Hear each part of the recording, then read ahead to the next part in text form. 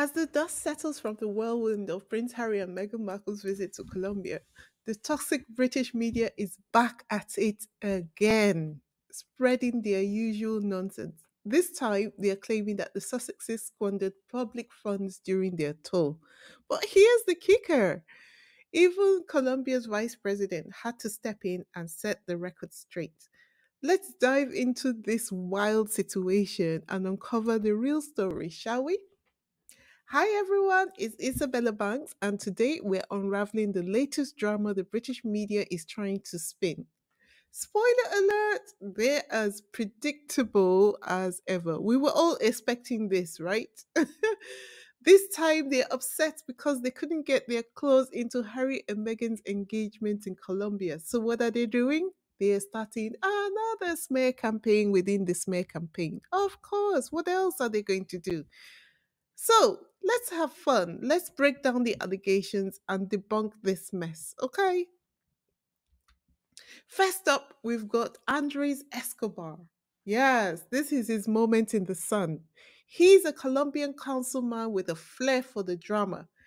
Seems like he has desperately been looking for an opportunity to trend.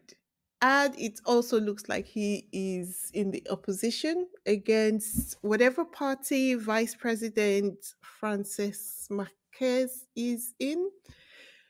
He is in complete opposition. Anyway, he accuses the vice president of wasting public money on Harry and Meghan's visit. He didn't stop there. He took his complaints to Twitter and even gave an interview to the Daily Mail where he spewed even more baseless claims. But here's the truth bomb. The mayor of Cali's office confirmed that the festival Harry and Meghan attended brought in a whopping $60 million in income. When all calculations were done, they discovered that that's a 40% increase from the previous year. So let's do the math, shall we? If Colombia spent $2 million on security and earned $60 million in return, that leaves them with a profit of 58 million. And yet Escobar is calling this a loss?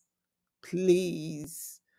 Of course, the Daily Mail conveniently skipped over the mayor of Cali's report. Instead, they found the one guy in the whole country who had something negative to say. Are we surprised? That's kind of typical at this point, right? The media's narrative is quite clear. They'll twist anything to suit their agenda, even if it means ignoring facts. Next up, we had Robert Johnson whining about how Meghan and Harry's tour was fake and not authentic because, wait for it, they had multiple outfit changes.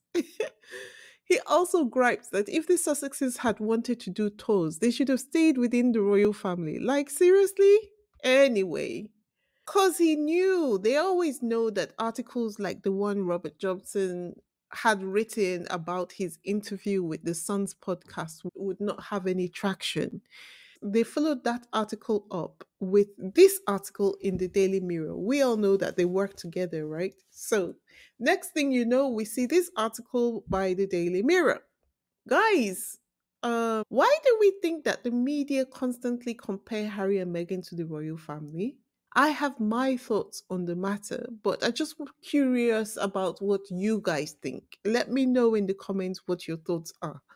For me, I think that it is just their way of fighting back in the court of public opinion because they are the lawsuits against the media. Harry's filed more than a few, as we know. And the other thing I think is the reason why they continue to compare Harry and Meghan to the rest of the royal family is that they mourn the loss of control they once had over Harry and Meghan, and they're bitter that the Sussexes have shut them out of their engagement. And my last thought on it was that the toxic British media play on the royal family's insecurities, pitting them against Harry and Meghan at every turn to prevent them from ever feeling like it would be a good thing to support Harry and Meghan. Like, they make and promote the idea that it is to their benefit for the family breakdown to continue. One thing I have to say, and Livy OL of Twitter, her sentiments completely reflect mine. She said, "We knew Harry and Meghan were genius at handling the British media, but seeing the total blanking of them on the Colombia tour is damn near orgasmic." Watching them complain about pushback a block and now having to pay for footage was the masterstroke I didn't know I needed. For real, it's so satisfying to see how much of a disadvantage they were, to the point that they have to make up stories, and the made up stories are so obviously made up that they're almost unbelievable. As a matter of fact, the allegations have become so ridiculous that Colombia's vice president had to issue several statements debunking each false narrative one by one, starting with the absurd claim that the Colombian government purchased clothing for Meghan. Like, if you want to dig deeper, I'll leave a link to the article in the description box of this video. But let's have a look at this article, the one on the screen right here. It says, but many of the cost of air tickets, Meghan's clothing, and other expenses were not borne by the Colombian government, as many believed, since the tickets were bought by the Duke and Duchess of Sussex, who were interested in visiting our country. They also said that one of those things that have been talked about has to do with the cost of Meghan's clothing, which they came to assure that the Colombian government had hired several designers to fulfill their wishes every day. This turned out to be pure gossip because the reality is that the clothes she wore are her own because she is a fan of Colombian designers that she has had for a while. They continued saying it was also a complete rumor to say that more than 8 billion would have been spent on this visit, because the reality is that many of the expenses incurred as travel were paid for by international cooperation agencies. Nor is it true that the Colombian government would have paid for 3,000 security men for this visit, nor that the Duke and Duchess of Sussex charged fees for coming to Colombia.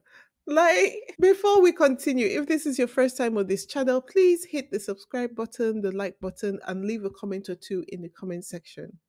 If you have visited before and you have not yet subscribed, let today be the day you decide to subscribe. Come on, let's stop dating. Let's take it to the next level. For all those who have been rocking with me from the beginning, thank you. Don't forget to leave a comment in the comment section and also hit the like button. Thank you, thank you, thank you. Now, let's talk about the latest clickbait nonsense. The headline reads, Meghan Markle frustrated by Prince Harry wasting his life. I mean, really? We've got Jenny Bond out here claiming that Harry is pining for the love of the British public. But let's break it down, shall we? If they're going to write about it, we have the right to break down what they have written. From what we know about Meghan, she would never stand in Harry's way if he wanted to do anything in the UK. As a matter of fact, Harry has had things to do in the UK, and I'm sure she has never stood against whatever he wanted to do. She is also someone who believes that a person has to be courageous and carry out the things that they believe in doing. So she would never allow him to allow fear to stop him from doing whatever it is he has determined with him himself is necessary for his well being, his mental state. And we all know that the United Kingdom is very important to Harry, regardless of what anybody thinks about it. Sure, she might worry for him, but she would never attempt to control him or prevent him from following his heart. Meghan fully understands the significance of Harry's heritage, and turning his back on it is something he'd never do. In fact, Harry has repeatedly said he's the one keeping Meghan from returning to the UK for her own safety. So that headline, if you ask me, it's a total flop. Secondly, this article presumes that the British public hates Harry, but here's the truth. Harry knows that it's just a select few with loud voices projecting hate. The rest is the usual clickbait meant to trigger rage. All this negative reporting shows us that the smear campaign is far from over. It also means that our work is not yet done. The nations Harry and Meghan have visited have had to fight back against the toxic British media before, during, and after each visit. For some countries, this nonsense might deter them from inviting the Sussexes to their country. We all know that self actualization and financial independence are the goals, and these can only be achieved through partnerships with countries that can afford their services and products.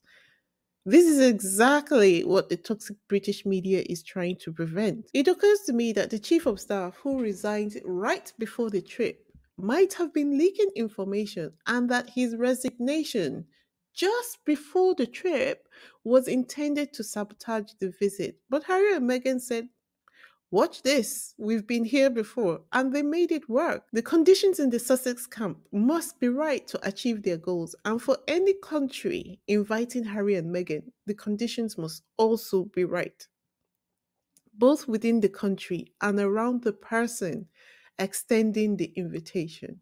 So, if you ask me, of course, the mission continues. The mission to stand strong with Harry and Meghan continues. A huge shout out to those in our community who joined me online to shut down the fake squaddies trying to stir up confusion so that the Sussex squad would begin to fight against the people in Colombia. I am so proud of you guys, you can't even understand. As we discussed in our last video, there was drama around the photo of the vice president's husband hugging Meghan. Drama that could have turned the vice president against Harry and Meghan. And let's not forget those who questioned the Colombian media's decision to sell footage of Harry and Meghan's tour to the British agencies. I'm so proud of how we stood up and fought back. A lot of people think that because there are people in the squad writing things in the comments that sound as if they are in support of Harry and Meghan, that those people are real squaddies. The reality is that the squad has been infiltrated by people who are actively working to turn those people who would support the Sussex against their supporters. For instance, where would we get off as a squad trying to tell the media of a foreign country who to do business with? The whole point of them being in business is to make money. So if they're able to make money by charging the toxic British media exorbitant fees for the footage, then it's a win because when they sell the footage, they are required to report and use the footage under certain conditions. It's not our place as a squad to tell the country who to sell their footage to. That's taking it 7,000 steps too far. Anyway, as I said, the mission to file our petition at the UN continues. If you want to be part of this movement, join the channel membership where we'll discuss updates and plan our next actions. As I have said time and time again, it's time to push back against the relentless smear campaign against Harry and Meghan. Harry and Meghan are doing their bit. And if we support them, then it's time for us to do our bit. If we don't, who will? As I have frequently advised, in order for this project to be a success, it's going to require the support of all of us in the squad.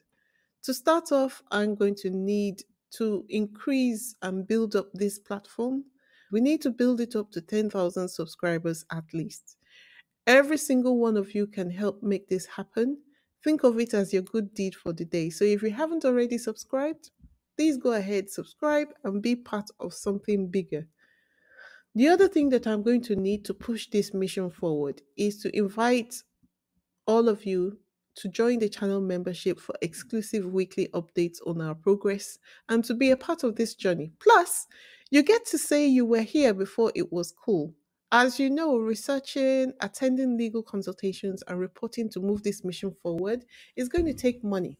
But my calculation is if 1,000 people subscribe to my channel at $4.99 each, we could propel this mission forward at an exponential rate. Okay, so the link to my channel membership is in the description box of this video. Please go ahead, join the channel membership. The last thing is please follow me on Instagram if you haven't already done so. Let's unite on social media to spread the word and disseminate information quickly when we need to.